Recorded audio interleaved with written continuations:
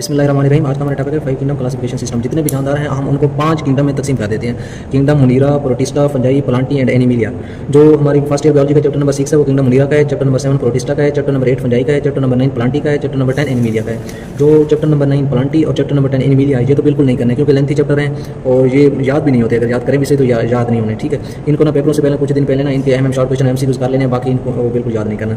लेकिन जो ये 3 चैप्टर है ये तीनों अहम चैप्टर हैं। किंगडम मुनीरा और फंजाई अच्छी तरह से करना है क्योंकि इनमें से लॉन्ग क्वेश्चन आता है। किंगडम प्रोटिस्टा में सिर्फ शार्ट आते हैं, वो मेन शार्ट करेंगे। अब हम पढ़ने लगे किंगडम मुनीरा। किंगडम मुनीरा में जितने भी जानदार हैं, जितने भी सेल हैं वो प्रोकैरियोटिक सेल हैं। प्रोकैरियोटिक और यूकैरियोटिक सेल का आपको पता होगा। प्रोकैरियोटिक सेल ऐसे सेल होते हैं जिनमें वाज़े न्यूक्लियस मौजूद नहीं होता और यूकैरियोटिक सेल वो सेल होते हैं जिनमें प्रोमिनेंट यानी वाज़े न्यूक्लियस मौजूद होता है। अच्छा, किंगडम मुनीरा की 2 प्रॉपर्टीज आपके सामने हैं। एक प्रोकैरियोटिक सेल हैं, जितने भी सेल हैं उनमें वाज़े न्यूक्लियस मौजूद नहीं है। दूसरा सारे के सारे यूनिसेलुलर हैं। अच्छा, pro mean before, karyote mean nucleus यानी न्यूक्लियस से पहले यानी न्यूक्लियस मौजूद नहीं है। दूसरी की प्रॉपर्टी कौन सी है? यूनिसेलुलर है। मैक्रोबायोलॉजिस्ट कौन होते हैं? जो मैक्रो ऑर्गेनिज्म की स्टडी करते हैं। मैक्रो ऑर्गेनिज्म में कौन कौन सी चीज़ें शामिल है? बैक्टीरिया और वायरस, ये मैक्रो ऑर्गेनिज्म है जिनको हम देख नहीं सकते। जो वायरस और बैक्टीरिया यानी मैक्रो ऑर्गेनिज्म की स्टडी करते हैं उन बायोलॉजिस्ट को हम मैक्रोबायोलॉजिस्ट कहते हैं। अच्छा, हमारे पास जितने भी बैक्टीरिया हैं, क्योंकि किंगडम मुनीरा में हमने सिर्फ और सिर्फ बैक्टीरिया पढ़ने हैं। जितने भी बैक्टीरिया हैं हम उनको 2 डिवीजन में तकसीम करते हैं। एक आर्चियोबैक्टीरिया और दूसरा यू बैक्टीरिया। ये अक्सर शॉर्ट आता है कि आर्चियोबैक्टीरिया और यू बैक्टीरिया में क्या फ़र्क है, तो इनके 3 पॉइंट आपने याद रखने हैं। आर्चियोबैक्टीरिया, आर्चिया मीन एनिसेंट यानी पुराने बैक्टीरिया, और eu bacteria mean true bacteria यानी मॉडर्न बैक्टीरिया। ठीक हो गया, एक तो ये याद रखना है। Archaea mean ancient, eu mean true. ठीक हो गया। दूसरा इसका पॉइंट ये याद रखना है, आर्चियोबैक्टीरिया की जो सेल वाल है उसमें पेप्टाइडोग्लाइकेन मौजूद नहीं होता, एब्सेंट होता है। लेकिन जो यू बैक्टीरिया की सेल वाल है उसमें पेप्टाइडोग्लाइकेन मौजूद होता है। तीसरा पॉइंट ये याद रखना है कि जो आर्चियोबैक्टीरिया है जिसमें पेप्टाइडोग्लाइकेन जिसकी सेल वाल में मौजूद नहीं है उसकी सेल वाल प्रोटीन, ग्लाइकोप्रोटीन और पॉलीसेकेराइड से बनी है। लेकिन यू बैक्टीरिया में ये चीज़ें मौजूद नहीं होती, ना प्रोटीन होती है, ना ग्लाइकोप्रोटीन है, ना पॉलीसेकेराइड है, बल्कि इसकी सेल वाल सिर्फ और सिर्फ पेप्टाइडोग्लाइकेन की बनी है। ये 3 पॉइंट याद रखें, ये शॉर्ट क्वेश्चन आता है। दूसरा इसके बाद आता है साइंटिस्ट का तस्करा और उसकी हिस्ट्री वगैरह आ जाती है, वो बिल्कुल नहीं करनी। आपने करना है जर्म थ्योरी और डिजीज। इसके 4 पॉइंट हैं कि इंसानों में जितनी भी बीमारियां होती हैं, जितनी भी डिजीज़ होती हैं, उनकी वजह कोई ना कोई स्पेसिफिक ऑर्गेनिज्म होता है। मतलब हमें कोई इन्फेक्शन हो गया तो इन्फेक्शन की वजह या कोई वायरस होगा या कोई बैक्टीरिया होगा। तो डिजीज़ जितनी भी होती हैं उनकी वजह कोई ना कोई स्पेसिफिक ऑर्गेनिज्म होता है। अच्छा, जितनी भी बीमारियां होती हैं उनकी वजह कोई ना कोई ऑर्गेनिज्म है। चाहे हमें इन्फेक्शन हो गया तो उसकी वजह या तो बैक्टीरिया होगा या कोई वायरस होगा। अच्छा, अगर हमें जितनी बीमारियां होती हैं उनकी वजह ऑर्गेनिज्म है तो कोई उस ऑर्गेनिज्म को आइसोलेट कर सकता है जिस्म से? हाँ बिल्कुल। उन ऑर्गेनिज्म को हम जिस्म से आइसोलेट भी कर सकते हैं। ये वायरस बैक्टीरिया जो बीमारियां काज करते हैं उन्हें हम जिस्म से निकाल भी सकते हैं और उन्हें अलहदा कल्चर मीडिया में हम ग्रोन भी करवा सकते हैं। अगर उन्हें अलहदा जिन्हें जिस्म से निकाला गया है वायरस या बैक्टीरिया को अलहदा जिन्हें किया गया, जिन्हें अलहदा कल्चर मीडिया में ग्रो करवाया गया, अगर हम उन्हें दूसरे ऑर्गेनिज्म में शिफ्ट करते हैं तो वहाँ भी ये डिजीज़ काज कर देंगे और वहाँ जाके ये जो डिजीज़ काज करेंगे उसके बाद उस डिजीज ऑर्गेनिज्म से फिर भी इनको अलहदा किया जा सकता है। क्या हो गया? पहला पॉइंट ये है कि जितनी भी बीमारियां होती हैं वो स्पेसिफिक कोई ना कोई ऑर्गेनिज्म की वजह से होती हैं, कोई बैक्टीरिया या वायरस की वजह से होती हैं। जितने भी इन्फेक्शन है वो कोई ना कोई ऑर्गेनिज्म की वजह से होते हैं और उस इन्फेक्शन काज करने वाले ऑर्गेनिज्म को जिसम से अलहदा किया जा सकता है और उसे अलहदा कल्चर मीडिया में ग्रो भी किया जा सकता है। और वो जो कल्चर मीडिया में जिसे हमने ग्रो करवाया है उसे अगर हम किसी दूसरे ऑर्गेनिज्म किसी सेहतमंद जिसम में डाल दें तो उस सेहतमंद जिसम में भी डिजीज़ काज कर देगा और जब सेहतमंद जिसम में डिजीज़ काज कर देगा तो वहाँ से फिर हम उसे बाहर भी निकाल सकते हैं, ठीक है, रिकवर भी कर सकते हैं। अच्छा, उसके बाद हम ये पढ़ते हैं कि बैक्टीरिया पाए कहाँ जाते हैं। तो ये बैक्टीरिया ऑलमोस्ट एवरीवेयर पाए जाते हैं, हर जगह पाए जाने का इनका वजह क्या है? क्योंकि इनमें ना टॉलरेंस बहुत ज़्यादा होती है। ये hot springs, alkaline, acidic soil, high salty water, high salty environment, polluted soil, polluted water, यानी हर जगह पे ये पाए जा सकते हैं, ठीक है, ऑलमोस्ट एवरीवेयर पाए जाते हैं। अगर हम बैक्टीरिया के स्ट्रक्चर की बात करें तो बैक्टीरिया आपको पता है यूनिसेलुलर है, एक सेल पर मुश्तमिल है। तो एक सेल के अंदर जो चीज़ें होंगी वो उनकी स्ट्रक्चर का हिस्सा होंगी। लेकिन जो दूसरे सेल के अंदर स्ट्रक्चर्स हैं, ऑर्गेनीज हैं, उनकी ऑर्गेनीज और बैक्टीरिया के सेल की ऑर्गेनीज में थोड़ा फर्क है। बैक्टीरिया जो है इनमें सेल मेम्ब्रेन, राइबोसोम, साइटोप्लाज्म और क्रोमैटिन बॉडी यानी जो न्यूक्लियस होता है, प्रोमिनेंट तो नहीं होता, क्रोमैटिन बॉडी की फॉर्म में न्यूक्लियस होता है, ठीक है। ये 4 चीज़ें सारे के सारे बैक्टीरिया में पाई जाती हैं। अच्छा, हम कह सकते हैं कि वो कौन सी स्ट्रक्चर्स हैं जो हर टाइप ऑफ बैक्टीरिया में पाई जाती हैं। तो वो 4 टाइप्स ऑर्गेनीज हैं, cell membrane, ribosome, cytoplasm and chromatin body. ये 4 चीज़ें ऐसी हैं जो हर बैक्टीरिया में पाई जाएंगी। उसके बाद अगर हम दूसरी स्ट्रक्चर की बात करें तो तकरीबन मेजॉरिटी जो बैक्टीरिया की है उनमें सेल वाल पाई जाती है। तमाम में सेल वाल नहीं होती लेकिन मेजॉरिटी जो बैक्टीरिया हैं वो सेल वाल रखते हैं, ठीक हो गया। अब हम बात करते हैं कि इनकी साइज़ की। हमने पढ़ा था जो वायरस का साइज़ है उनकी जो रेंज होती है वो है 20 नैनोमीटर से लेकर 250 नैनोमीटर तक। 20 नैनोमीटर वाला पैरोवायरस था और 250 नैनोमीटर वाला पॉक्स वायरस था। लेकिन बैक्टीरिया की जो साइज़ की रेंज है वो नैनोमीटर में नहीं है, माइक्रोमीटर में है। 0.1 माइक्रोमीटर टू 600 माइक्रोमीटर तक होता है। अच्छा, जो स्मॉलेस्ट बैक्टीरिया है वो है माइकोप्लाज्मा। माइकोप्लाज्मा का साइज़ कितना है? हमने पढ़ा है रेंज 0.1 माइक्रोमीटर है। तो साउथ जरा स्मॉलेस्ट बैक्टीरिया कितना होगा? 0.1 माइक्रोमीटर टू 0.2 माइक्रोमीटर। हमने पढ़ा है कि इनकी रेंज 0.1 माइक्रोमीटर से 600 माइक्रोमीटर तक है। मतलब ये 600 माइक्रोमीटर वाला लार्जेस्ट बैक्टीरिया होगा। लार्जेस्ट बैक्टीरिया का नाम क्या है? अपीलोपिजियम फिशलसोनी, ठीक है। इसका जो रेंज है 80 माइक्रोमीटर से 600 माइक्रोमीटर तक है। ये लार्जेस्ट बैक्टीरिया है, ये स्मॉलेस्ट बैक्टीरिया है। जो स्मॉलेस्ट बैक्टीरिया है उसका साइज़ अगर नैनोमीटर में बयान किया जाए तो वो 100 से 200 नैनोमीटर बनता है। तो हम कह सकते हैं कि स्मॉलेस्ट बैक्टीरिया का साइज़ लार्जेस्ट वायरस के बराबर है। लार्जेस्ट वायरस कौन सा है? Pox virus. यानी माइकोप्लाज्मा का जो साइज़ है वो तकरीबन पॉक्स वायरस के बराबर है। अगर हम सबसे बड़ा वायरस लें और सबसे छोटा बैक्टीरिया लें तो इनका साइज तकरीबन आपस में मैच कर जाता है। ठीक है, उसके बाद बताना है एपिलोपिज्म फिशर सोनी क्या है, ये अलग शॉर्ट क्वेश्चन आ जाता है। तो एपिलोपिज्म फिशर सोनी लार्जेस्ट बैक्टीरिया है। ठीक है, ये अभी डिस्कवर हुआ है, न्यू डिस्कवर है। तो इसका तीसरा पॉइंट ये बता देना है कि इसका 80 माइक्रोमीटर से 600 माइक्रोमीटर इसका रेंज है। और ये ग्रो कहाँ होता है, कहाँ ग्रो करता है? ये ज़्यादातर ना एक सर्जन फिश है, एक ऐसी मछली है जिसे हम ब्रोन सर्जन फिश कहते हैं, उसकी इंटेस्टाइन में ये ग्रो करता है। ठीक हो गया। अब हम पढ़ते हैं कि बैक्टीरिया की शेप्स क्या हैं। बैक्टीरिया की ना तकरीबन ज़्यादातर 3 शेप्स होती हैं, cocci, bacilli and spiral. Cocci होते हैं गोल शक्ल के, बेसिलाई होते हैं लबूतरे इस तरह के, और स्पाइरल होते हैं स्प्रिंग की तरह के, जिसमें इस तरह के ना ऊंच नीच हों। ठीक हो गया, स्पाइरल स्प्रिंग की तरह के। अच्छा, हम देखते हैं कोकाई गोल तरह के हैं। अगर 2 बैक्टीरिया गोल हों, इकट्ठे खड़े हों एक ही डायमेंशन में, तो हम उसे कहते हैं डिप्लोकोकस। डिप्लो होता है 2, कोकस मीन सर्कुलर। ये याद रखना है कि जो कोकाई लफ्ज़ इस्तेमाल होता है ना वो सर्कुलर के लिए इस्तेमाल होता है। ठीक है, कोकाई का लफ्ज़ मतलब क्या है? सर्कुलर, गोल। ठीक हो गया। डिप्लो मीन 2, कोकस सर्कुलर, 2 सर्कुलर, यानी 2 बैक्टीरिया अगर सर्कुलर बैक्टीरिया इकट्ठे आ गए हैं तो उसे डिप्लोकोकस कहते हैं। ये सिंगल डायमेंशन में होते हैं। व्हेन 2 बैक्टीरिया अगर in single dimension and in circular form they are called diplococcus. Diplococcus एक बैक्टीरिया, डिप्लोकोकस निमोनियाई। ठीक है, ये एक मिसाल है इसकी। ठीक हो गया। अच्छा, अगर सर्कुलर बैक्टीरिया एक सिंगल डायमेंशन में एक लाइन बना दें, इस तरह 2 नहीं है, बहुत ज़्यादा बैक्टीरिया हैं लेकिन एक ही लाइन में है और हैं भी सारे सर्कुलर, तो इसे स्ट्रेप्टोकोकस का नाम देते हैं। अगर बैक्टीरिया टेट्राड यानी स्क्वायर बना दें, 4 बैक्टीरिया एक दूसरे के ऊपर आ जाए तो इसे टेट्राड बोलते हैं। टेट्राड का लफ्ज़ी मतलब ही 4 है। ठीक है, सरसीना यानी क्यूब बना दें, 4 बैक्टीरिया इस तरह हैं, उसके ऊपर और 4 आ जाए तो उसे सरसीना बोलते हैं, यानी 8 बैक्टीरिया। सर्कुलर बैक्टीरिया जो हैं वो अगर क्यूब की फॉर्म में 8 बैक्टीरिया इकट्ठे हो जाए तो उसे हम सरसीना का नाम देते हैं। अगर सर्कुलर बैक्टीरिया बिल्कुल रैंडमली बेतरतीब ग्रेप्स देखे हैं ना, ग्रेप्स का जो गुच्छा होता है वो बेतरतीब होता है, उसमें बहुत से ग्रेप्स मतलब बेतरतीब से होते हैं। अगर ग्रेप्स की फॉर्म में बेतरतीब से इकट्ठे हो जाएं तो उन्हें हम स्टेफाइलोकोकस कहते हैं। स्टेफाइलोकोकस की एक मिसाल है स्टेफाइलोकोकस यूरियस, ये याद रखना है। डिप्लोकोकस निमोनियाई ये डिप्लोकोकस की मिसाल है और स्टेफाइलोकोकस यूरियस ये स्टेफाइलोकोकस की मिसाल है। बाकी स्ट्रेप्टोकोकस, टेट्राड एंड सरसीना की मिसालें नहीं है, बल्कि इनकी एक डेफिनेशन और इनकी ये डायग्राम वगैरह याद रखें। उसके बाद आ जाते हैं बेसिलाई। बेसिलाई हैं दरअसल रॉड शेप्ड, लंबे लगूतरे रॉड की शक्ल के। अगर एक ही रॉड है तो उसे हम बेसिलस कहते हैं। ठीक है, बेसिलाई का दरअसल लफ्ज़ी मतलब ही रॉड शेप है। बेसिलस का लफ्ज़ी मतलब क्या है? रॉड। अगर एक ही रॉड शेप बैक्टीरिया तो उसे हम बेसिलस कहते हैं। अगर 2 रॉड शेप बैक्टीरिया हैं तो उसे डिप्लोबेसिलस कहते हैं। अगर रॉड शेप बैक्टीरिया एक पूरी लाइन बना देते हैं तो उसे हम स्ट्रेप्टोबेसिलस कहते हैं। ठीक है, यानी सिंगल प्लेन और डिवीजन में होते हैं, यानी इनकी प्लेन एक ही होती है। इधर हमने देखा था ये सिंगल प्लेन थी, ये सिंगल थी, इधर डबल प्लेन हो गई थी, ये एक ऊपर वाली लाइन एक नीचे वाली। लेकिन सरसीना में 3 प्लेन्स थी, कैसे?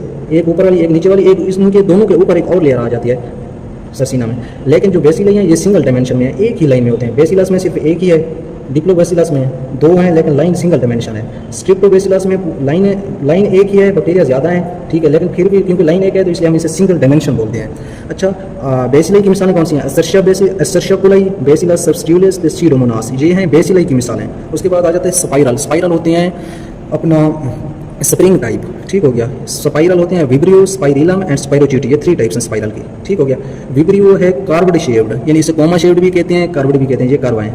ठीक है, उसके बाद स्पाइरिलम और स्पाइरोचिटी, ये दोनों स्पाइरल शेप हैं, स्प्रिंग की तरह के। ये भी स्प्रिंग की तरह का बले खाए हुए हैं, ये भी स्प्रिंग की तरह का है, लेकिन इनमें फ़र्क क्या है? आपको डायग्राम में नजर आएगा। जो स्पाइरिलम है ये थोड़ा सा थिक है, जो थिक होगा तो सावधान है वो सख्त होगा, यानी रिजिड होगा, हार्ड होगा। जो थिन है स्पाइरोचिटी, जो थिन है तो ये सावधान फ्लेक्सिबल, नाजुक होगा, डेलिकेट होगा। ठीक हो गया। उसके बाद ये स्पाइरिलम और स्पाइरोचिटी में 2 फर्क याद रखने हैं तो दोनों स्पाइरल शेप, लेकिन स्पाइरिलम क्योंकि मोटा है इसलिए सख्त है, लेकिन स्पाइरोचिटी क्योंकि बिल्कुल बारीक है इसलिए नाजुक है, फ्लेक्सिबल है। अच्छा, स्पाइरल शेप बैक्टीरिया की एग्जांपल याद रखने हैं, विब्रियो कोलेरा एंड हाइफोमाइक्रोबियम, ये स्पाइरल बैक्टीरिया की एग्जांपल्स हैं। उसके बाद अगर हम इसकी मुख्तलिफ स्ट्रक्चर की बात करें तो बैक्टीरिया की मोशन के लिए इनके पीछे ना फ्लैजेला होता है। ये आपको ये डायग्राम अगर देखें तो इसमें ना बैक्टीरिया जो मूवमेंट करते हैं ना वो इस फ्लैजेला की वजह से करते हैं। ये पीछे की तरफ इस तरह का निकला होता है बड़ा सा। ठीक हो गया, इसे हम बोलते हैं फ्लैजेला। ठीक हो गया। ये फ्लैजेलन प्रोटीन से बना होता है। ठीक हो गया। और ये ओरिजिनेट होता है, आपको पता है बैक्टीरिया की ये जो मार्कर्स मैंने ज़ाहिर किया ये है सेल वॉल। ठीक हो गया। और ये उसकी अंदर वाली ये है सेल मेम्ब्रेन। ठीक हो गया। तो ये जो फ्लैजेला है ये सेल वॉल से ओरिजिनेट होता है, लेकिन इसका अटैचमेंट होता है वो है बेसल बॉडी से। ये जो बनी हुई है ना ये है बेसल बॉडी अंदर की तरफ। ठीक हो गया। ये बेसल बॉडी है, ये ओरिजिनेट सेल वॉल से होता है, लेकिन ये बेसल बॉडी जो इसके साथ जुड़ी हुई है वो साइटोप्लाज्म के अंदर मौजूद होती है। ठीक हो गया। अच्छा, हमें पढ़ना है फ्लैजेला। फ्लैजेला का असल काम क्या है? लोकोमोशन, मूवमेंट कराता है बैक्टीरिया की। ठीक हो गया। अच्छा, हम पढ़ते हैं फ्लैजेला फ्लैजेलन प्रोटीन से बना होता है, लेकिन उसके बाद देखते हैं कि क्या सारे बैक्टीरिया में फ्लैजेला होता है? नहीं, कुछ बैक्टीरिया ऐसे हैं जिनमें फ्लैजेला नहीं होता, बिल्कुल वो मूवमेंट नहीं करते, उन्हें हम बोलते हैं अट्रेचियस। अच्छा, हम फ्लैजेला के लिए लफ्ज़ इस्तेमाल करते हैं ट्रेचियस। ट्रेचियस मीन फ्लैजेला, ठीक है, ये याद रखना है। ट्रेचियस मीन क्या है? फ्लैजेला। फ्लैजेला को हम क्या बोलते हैं? ट्रेचियस, ठीक है। अगर ए ट्रेचियस आ गया, ए ट्रेचियस, तो मतलब उसमें फ्लैजेला नहीं है। अगर मोनो ट्रेचियस आ गया है, मोनो का मतलब है एक, इसका मतलब है उसमें एक फ्लैजेला है, एक साइड पे एक फ्लैजेला है। अगर लोफो आ गया, लोफो का मतलब है गुच्छा, ठीक है, इसका मतलब है ट्रेचियस मीन फ्लैजेला, लोफो मीन गुच्छा, यानी एक टाइप, एक गुच्छा एक साइड पे मौजूद है, एक पोल पे एक गुच्छा मौजूद है फ्लैजेला का, इसलिए हम इसे बोलते हैं लोफो ट्रेचियस। और जिन बैक्टीरिया में दोनों पोल पे, ये एक पोल है बैक्टीरिया का, ये भी पोल है, इस पोल पे भी फ्लैजेला का गुच्छा मौजूद है और इस पोल पे भी फ्लैजेला का गुच्छा मौजूद है, तो हम इसे बोलते हैं एम्फीट्रेचियस। अगर कोई बैक्टीरिया की बॉडी फ्लैजेला से कवर है, यानी हाथ तरफ से फ्लैजेला, इधर भी फ्लैजेला, इधर भी फ्लैजेला, इधर भी फ्लैजेला, हाथ तरफ फ्लैजेला से कवर्ड है, तो उसे हम बोलते हैं पेरीट्रेचियस। पेरी मीन हाथ तरफ, ठीक है, मतलब चारों तरफ फ्लैजेला मौजूद है। एम्फी मीन दोनों पोल पे दो गुच्छे मौजूद हैं। लोफो मीन एक पोल पे गुच्छा मौजूद है। मोनो मीन एक फ्लैजेला है। ए मीन बिल्कुल फ्लैजेला है भी नहीं, ठीक हो गया। अच्छा, हमने पढ़ा है जो कोकाई, बेसिले एंड स्पाइरल, हम 3 शेप ऑफ बैक्टीरिया पढ़ चुके हैं। जो कोकाई हैं, इनमें जो फ्लैजेला होते हैं बिल्कुल रेयरली होते हैं, मतलब बिल्कुल कम होते हैं, किसी में होते हैं किसी में नहीं होते, लेकिन बेसिले और स्पाइरल में फ्लैजेला काफ़ी मिकदार में मौजूद है। अच्छा, फ्लैजेला का काम है मोटाइलिटी। तो मोटाइलिटी की हम बात करते हैं कि एक मूवमेंट होती है कीमोटॉक्सिक। अच्छा, ये अक्सर शॉर्ट क्वेश्चन आता है कि कीमोटॉक्सिक क्या है, ठीक हो गया, ये शॉर्ट क्वेश्चन आता है कीमोटॉक्सिक क्या है। तो ये आपने देखना है कीमोटॉक्सिक क्या है। तो ये जानदारों का एक ऐसा बिहेवियर है कि अगर कोई केमिकल चेंज हो या केमिकल सिग्नल हो, तो बैक्टीरिया उस केमिकल चेंज को डिटेक्ट करते हैं और उसके केमिकल के अगेंस्ट रिस्पांस पैदा करते हैं और मूव कर जाते हैं। मसलन कहीं पे गर्मी ज़्यादा हो गई, कहीं पे खुश्की ज़्यादा हो गई, तो ये खुश्की और गर्मी एक केमिकल सिग्नल है बैक्टीरिया के लिए, तो बैक्टीरिया इस केमिकल सिग्नल को डिटेक्ट करेंगे और वहाँ से मूव हो जाएंगे। किसके जरिए मूव करेंगे? फ्लैजेला के जरिए। तो इस टाइप के बिहेवियर को हम क्या बोलते हैं? कीमोटैक्सिक बिहेवियर, ठीक हो गया, कीमोटैक्सिक बिहेवियर है, ठीक है। फ्लैजेला की समझ आ गई। फ्लैजेला मूवमेंट में मदद देते हैं। अगर फ्लैजेला बिल्कुल ना हो तो उसे एट्रेचियस, अगर एक फ्लैजेला हो तो उसे मोनोट्रेचियस, अगर एक पोल पे पूरा गुच्छा हो तो उसे लोफो, अगर दो पोल पे दो गुच्छे हो तो उसे एम्फी, अगर चारों तरफ हो फ्लैजेला ही फ्लैजेला हो तो उसे पेरीट्रेचियस कहते हैं। बस फ्लैजेला का यही है। उसके बाद अगर हम इस डायग्राम पे गौर करें तो हमने इसमें से फ्लैजेला तो पढ़ लिया है, इसकी सारी स्ट्रक्चर हमने इस तरह से पढ़नी है। फ्लैजेला भी पढ़ लिया है, थोड़ा बहुत हमें फ्लैजेला में बेसल बॉडी का भी पता चला है कि फ्लैजेला बेसल बॉडी के साथ अटैच होता है। बेसल बॉडी दरअसल साइटोप्लाज्म में ओरिजिनेट होती है, ठीक हो गया। अब हमने पढ़ना है पिल्ली, ठीक है, इसे पाइली भी बोलते हैं, पिल्ली भी बोलते हैं, ठीक है, ये वाली। अच्छा, ये जो है, ये अंदर पिली जो है, ये अंदर से खाली होती हैं, ये होलो होती हैं। अच्छा, जिस तरह फ्लैजेला फ्लैजेलन प्रोटीन से बने हुए थे, पाइली ये जो पिली हैं ये पिलन प्रोटीन से बने हुए हैं, ये अंदर से खाली हैं, इसलिए हम इन्हें होलो बोलते हैं, ठीक हो गया। लेकिन क्योंकि फ्लैजेला हेलिकल यानी स्पाइरल शेप के थे, लेकिन ये नॉन हेलिकल हैं, यानी नॉन स्पाइरल भी बोलते हैं, ठीक हो गया। उसके बाद जिस तरह फ्लैजेला मूवमेंट में मदद देते थे, लेकिन पाइली जो है, जिसने हम पिली बोलते हैं, इनमें कोई मोटेलिटी यानी कोई मूवमेंट में ये मदद नहीं देते। हम पहली और फ्लैजेला में फर्क बयान कर रहे हैं। फ्लैजेला फ्लैजेलन प्रोटीन से, पाइली पाइलन प्रोटीन से। फ्लैजेला मूवमेंट में मदद देते हैं, लेकिन पिली मूवमेंट में मदद नहीं देते। जो फ्लैजेला थे वो स्पाइरल शेप थे, हेलिकल शेप थे, लेकिन ये नॉन हेलिकल शेप हैं, ठीक हो गया। अच्छा, पिली का काम क्या है? ये भी पिली है बैक्टीरिया के, ये भी पिली है, तो ये आपस में अटैचमेंट में मदद देते हैं। पिली दोनों आपस में, ये एक बैक्टीरिया की पिली, ये दूसरे बैक्टीरिया की पिली, ये आपस में इस तरह एक दूसरे के साथ जकड़ जाते हैं। तो इनका काम क्या है? मैटिंग करना, आपस में मिलना। मिलने से क्या होता है? जब दो बैक्टीरिया आपस में मिलते हैं, मतलब सेक्स करते हैं, तो उनके क्रोमोसोम आपस में एक्सचेंज होते हैं, ठीक है। इस अमल को हम कंजुगेशन कहते हैं। कंजुगेशन की अगर तारीफ आ जाए तो क्या लिखेंगे? When two bacteria come to each other and through the pili they attach and exchange their chromosomes, this is called conjugation process, ठीक हो गया। और इसके अलावा पिली के जरिए बैक्टीरिया अटैचमेंट करते हैं, और पिली ज्यादातर ग्राम नेगेटिव बैक्टीरिया में पाए जाते हैं। ग्राम नेगेटिव बैक्टीरिया हम आगे जाकर डिस्कस करेंगे, ठीक हो गया। ये पाइली भी हमने डिस्कस कर ली है। अब हम पढ़ने लगे हैं सेल इनवेलप। क्या पढ़ने लगे हैं? Cell envelope. सेल इनवेलप दरअसल 3 चीज़ों का मजमूआ है, कैप्सूल, स्लाइम और सेल वॉल। सबसे पहले हम पढ़ते हैं कैप्सूल। बैक्टीरिया की जो स्ट्रक्चर है, इसके सबसे ऊपर कैप्सूल और स्लाइम होता है। ये सबसे ऊपर, ये जो नजर आ रहा है ना कलर का फीका फीका वाला, ये कैप्सूल है, ये स्लाइम है। यानी या तो किसी बैक्टीरिया में कैप्सूल है तो स्लाइम नहीं होगा, स्लाइम है तो कैप्सूल नहीं होगा, मतलब दोनों में से कोई एक चीज़ पाई जाएगी। कैप्सूल या स्लाइम ये सबसे एक्सटर्नल स्ट्रक्चर है। अच्छा, कैप्सूल और स्लाइम में फ़र्क क्या है? कैप्सूल जो है ये रिपीटिंग पॉलीसेकेराइड यूनिट से मिलकर बना है, जो स्लाइम है ये सॉल्युबल शील्ड मैक्रोमोलेक्यूल से मिलकर बना है, ठीक है। कैप्सूल जो है ये टाइटली बॉन्डेड है, जो स्लाइम है ये लूजली बॉन्डेड है, ठीक है। कैप्सूल टाइटली बॉन्डेड है तो ये प्रोटेक्शन देता है कि बैक्टीरिया को कोई चीज़ निगल ना ले, यानी ये प्रोटेक्शन प्रोवाइड करता है फ्रॉम इनगल्फमेंट, यानी निगलने से। कोई चीज़ बैक्टीरिया को अगर निगलने लगे तो ये कैप्सूल बिल्कुल ऊपर से टाइटली बॉन्डेड होता है, पत्थर की तरह का लगता है और चीज़ निगली नहीं जाती, यानी बैक्टीरिया निगले नहीं जाते इनकी वजह से, कैप्सूल की वजह से। लेकिन स्लाइम क्या करता है? स्लाइम एक फैट की लेयर है, ठीक है। तो ये लूजली बॉन्डेड होती है और ये प्रोवाइड करती है एंटीबायोटिक और रेजिस्टेंस फराहम करती है। दूसरा ये डेजिकेशन, यानी जब खुश्की हो तो उसके दौरान ये डेजिकेशन से बचाती है, यानी बैक्टीरिया को खुश्क होने से बचाती है। जब बाहर का माहौल खुश्क हो जाए तो ये अंदर का पानी बाहर नहीं आने देती, ठीक है। इसे हम बोलते हैं डेजिकेशन। अब कैप्सूल और स्लाइम के 3 पॉइंट याद रखने हैं। कैप्सूल बना हुआ है रिपीटिंग पॉलीसेकेराइड यूनिट से, स्लाइम बना हुआ है सॉल्युबल शील्ड मैक्रोमोलेक्यूल से। कैप्सूल टाइटली बॉन्डेड है, स्लाइम लूजली बॉन्डेड है। कैप्सूल जो है ये इनगल्फमेंट से प्रोटेक्शन फराहम करता है, और जो स्लाइम है ये एंटीबायोटिक एंड डेजिकेशन रेजिस्टेंस से प्रोटेक्शन फराहम करता है, ठीक है। ये स्लाइम और कैप्सूल हो गए। स्लाइम और कैप्सूल के अंदर होती है सेल वॉल, ठीक हो गया। मतलब सेल मेम्ब्रेन से बाहर सेल वॉल है, सेल वॉल से बाहर कैप्सूल या स्लाइम है। ठीक हो गया। तो हम बोल सकते हैं जो सेल वॉल है ये बैक्टीरिया को शेप फ्राहम करती है और दूसरा उसको ऑस्मोटिक लाइसिस से बचाती है। ठीक है। अच्छा, हमने पीछे पढ़ा था कि सेल वॉल जो है ये सारे बैक्टीरिया में नहीं पाई जाती। देखा है ना, हमने पढ़ा था सेल वॉल जो है मेजॉरिटी बैक्टीरिया में पाई जाती है, सारे में नहीं पाई जाती। तो वो कौन से बैक्टीरिया जिनमें सेल वॉल नहीं पाई जाती? वो माइकोप्लाज्मा है। माइकोप्लाज्मा एक ऐसे बैक्टीरिया जिनमें सेल वॉल मौजूद नहीं होती। तो आगे हमने ना सेल वॉल की बुनियाद पे हमने बैक्टीरिया को 2 ग्रुप्स में डिवाइड किया। ये बहुत अहम चीज़ है। वो कौन कौन से ग्रुप्स हैं? ग्राम पॉजिटिव बैक्टीरिया और ग्राम नेगेटिव बैक्टीरिया। अच्छा, जो ग्राम पॉजिटिव बैक्टीरिया हैं उनकी जो सेल वॉल है उसमें पेप्टाइडोग्लाइकेन 50% है। ग्राम नेगेटिव बैक्टीरिया में पेप्टाइडोग्लाइकेन 10% है। ये इनकी सेल वॉल की बात कर रहे हैं। और ग्राम पॉजिटिव बैक्टीरिया की जो सेल वॉल है उसमें लिपिड 1 से 4% है और नेगेटिव में 11 से 12% है। थिकनेस इसकी 20 से 80 है, इसकी 8 से 11 है। अच्छा, जो मेन पॉइंट है ये अगले 3 पॉइंट है। जो ग्राम पॉजिटिव बैक्टीरिया है ना, इनकी जो सेल मेम्ब्रेन है इसके ऊपर कोई और मेम्ब्रेन नहीं होती। सेल मेम्ब्रेन के ऊपर सेल वॉल तो होती है, कैप्सूल और स्लाइम भी होता है, लेकिन सेल मेम्ब्रेन सिर्फ एक ही मेम्ब्रेन है, उसके ऊपर कोई एक्सटर्नल मेम्ब्रेन नहीं होती। लेकिन जो ग्राम नेगेटिव बैक्टीरिया है इनकी सेल मेम्ब्रेन भी होती है, इनकी एक्सटर्नल एक और मेम्ब्रेन भी होती है। मसलन ना ये सेल मेम्ब्रेन है ना, इसके ऊपर एक और एक्सटर्नल मेम्ब्रेन होती है। उसे सेल मेम्ब्रेन तो नहीं बोलते, उसे हम एक्सटर्नल मेम्ब्रेन बोलते हैं। वो एक्सटर्नल मेम्ब्रेन कहाँ होती है? ग्राम नेगेटिव बैक्टीरिया में। तो जो आउटर मेम्ब्रेन है, सेल मेम्ब्रेन तो दोनों में होती है, लेकिन जो आउटर मेम्ब्रेन की बात कर रहे हैं, सेल मेम्ब्रेन से बाहर एक और मेम्ब्रेन है, वो ग्राम पॉजिटिव में नहीं होती, लेकिन ग्राम नेगेटिव में होती है। एक तो सेल मेम्ब्रेन दोनों में पाई जाती है, लेकिन आउटर मेम्ब्रेन सिर्फ और सिर्फ कहाँ होती है? ग्राम नेगेटिव में। अगर हम नंबर ऑफ लेयर्स की काउंट करें तो ग्राम नेगेटिव में 2 लेयर्स होगी ना, एक सेल मेम्ब्रेन और एक एक्सटर्नल मेम्ब्रेन, आउटर मेम्ब्रेन। लेकिन इसमें तो आउटर मेम्ब्रेन नहीं थी, तो इसकी मेजॉरिटी लेयर्स कितनी है? मेजर लेयर्स एक ही है, वो सेल मेम्ब्रेन ही है। अच्छा, उसके बाद अगर हम बात करें इसकी परमिएबिलिटी की, तो मतलब किसी चीज़ को गुजरने देने की सलाहियत, मतलब किसी चीज़ को गुजरने देती है या नहीं, इसकी बात करें तो जब कोई चीज़ ग्राम नेगेटिव बैक्टीरिया में से गुजरेगी तो वो 2 लेयर क्रॉस करेगी, एक सेल मेम्ब्रेन और एक आउटर मेम्ब्रेन को। ठीक है। तो इसका मतलब है वो चीज़ों को कम गुजरने देगी, क्योंकि दरमियान में 2 रुकावटें हैं, तो इसलिए हम बोलते हैं ये लेस परमिएबल है। लेकिन पेरिप्लाज्म अपना इसमें जो आउटर मेम्ब्रेन है वो नहीं होती, सिर्फ सेल मेम्ब्रेन होती है, तो ये मोर परमिएबल है, क्योंकि रुकावट एक है तो ज़्यादा चीज़ें गुजर जाती हैं। अच्छा, जो पेरिप्लाज्मिक स्पेस है वो इनमें कुछ में होती हैं, इनमें तमाम में होती हैं। अच्छा, उसके अलावा सेल वॉल जो है पेप्टाइडोग्लाइकेन के अलावा, लिपिड के अलावा जो सेल वॉल है वो टेचिक एसिड और लाइपोटेचिक एसिड की बनी होती है, लेकिन ग्राम नेगेटिव की जो सेल वॉल है वो लाइपोप्रोटीन और लाइपोपोलिसैकेराइड से मिलकर बनी होती है। आपने ये 3 पॉइंट बिल्कुल नहीं भूलने। इनकी आउटर मेम्ब्रेन ग्राम पॉजिटिव में नहीं होती, सिर्फ सेल मेम्ब्रेन होती है, आउटर मेम्ब्रेन नहीं होती, लेकिन इनमें आउटर मेम्ब्रेन होती है। तो इसका मतलब इसमें मेजर लेयर 2 होगी, इसमें मेजर लेयर 1 होगी, इसमें मेजर लेयर 2 है, यानी 2 रुकावटें हैं, तो परमिएबिलिटी इसकी कम होगी, क्योंकि रुकावटें 2 आगी तो चीज़ें कम गुजरेंगी। लेकिन इसमें 1 रुकावट है, यानी 1 मेम्ब्रेन है, तो ये मोर परमिएबल है। ठीक है। ये ग्राम पॉजिटिव और ग्राम नेगेटिव का फर्क लॉन्ग क्वेश्चन में आता है, इसलिए इसे अच्छी तरह से याद करने रखा लगाना है। अच्छा, हमने सेल वॉल भी पढ़ ली, कैप्सूल और स्लाइम भी पढ़ लिया, फ्लैजेला भी पढ़ लिया। अब हम पढ़ने लगे हैं सेल मेम्ब्रेन। सेल वॉल के अंदर और साइटोप्लाज्म के बाहर सेल मेम्ब्रेन मौजूद है।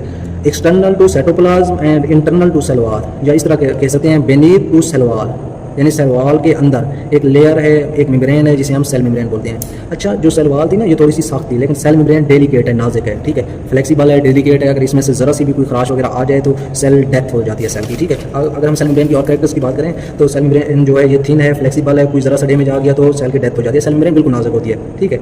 और उसके अलावा जो बैक्टीरिया की सेल मेम्ब्रेन है ना, क्योंकि बैक्टीरिया हैं प्रोकैरियोटिक, ठीक है, और प्रोकैरियोटिक की जो मेम्ब्रेन होती है, सेल मेम्ब्रेन है, उसमें स्टीरोल यानी कोलेस्ट्रॉल की कमी होती है। यानी यूकैरियोटिक जितने भी ऑर्गेनिज्म हैं उनमें स्टीरोल और कोलेस्ट्रॉल सेल मेम्ब्रेन में पाया जाता है, लेकिन बैक्टीरिया की मेम्ब्रेन में स्टीरोल और कोलेस्ट्रॉल नहीं पाया जाता। उसके अलावा सेल मेम्ब्रेन का काम क्या है? ये ट्रांसपोर्ट में मदद देती है, यानी ट्रांसपोर्ट किस चीज़ की? शुगर की, सॉल्ट्स की, न्यूट्रिएंट्स की, यानी शुगर, सॉल्ट, न्यूट्रिएंट्स अगर सेल से बाहर हैं या अंदर से बाहर जाएँ तो ये सेल वॉल से गुजर के जाते हैं, यानी ट्रांसपोर्ट में मदद देती है। उसके अलावा इस पर रिस्पिरेटरी एंजाइम्स होते हैं जो मेटाबॉलिज्म में मदद देते हैं, और सेल मेम्ब्रेन पे रिस्पिरेटरी एंजाइम हैं, ये पॉइंट याद रखना है। ठीक हो गया।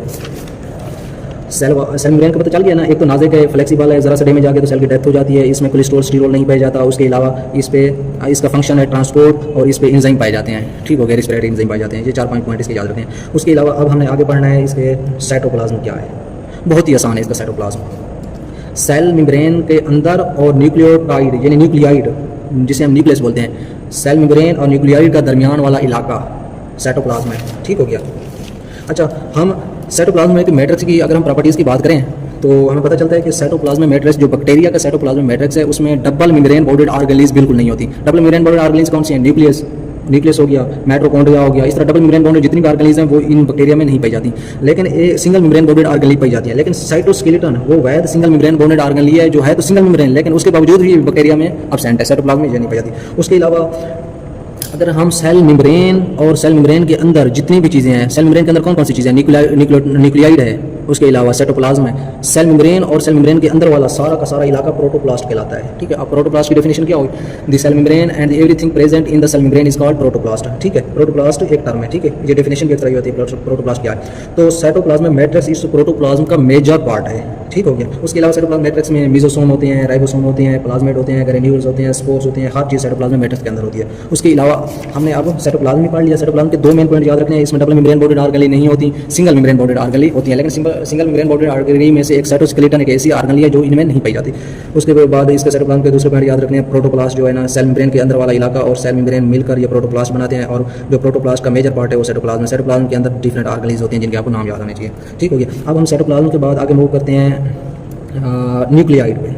न्यूक्लियाइड क्या है? न्यूक्लियस क्या है? हमने पढ़ा है बैक्टीरिया के अंदर प्रोमिनेंट न्यूक्लियस नहीं होता, तो मतलब ऐसा न्यूक्लियस जो वाज़ेह तौर पर नजर आ जाए, यानी nucleus double membrane bounded organelle है। लेकिन हमने पढ़ा है double membrane bounded organelle bacteria में तो होती नहीं है। इसका मतलब न्यूक्लियस नहीं होता, लेकिन न्यूक्लियस के अंदर वाले क्रोमोसोम तो होंगे जिन्होंने आगे एप्लीकेशन वगैरह के लिए इन्फॉर्मेशन रखनी है, तो उसे हम नाम देते हैं न्यूक्लियाइड का। ठीक हो गया। अच्छा, न्यूक्लियाइड एक ही न्यूक्लियाइड है पूरे सेल के अंदर, सिंगल न्यूक्लियाइड है, लेकिन ये सर्कुलर है भी डबल स्टैंडर्ड। कौन कौन सी पॉइंट है? सेल के सेंटर में पाया जाता है, सर्कुलर फॉर्म का है, दायरे की फॉर्म का है। ठीक है, ये सर्कुलर है और ये डबल स्टैंडर्ड डीएनए मॉलिक्यूल है भी तादाद में सिंगल।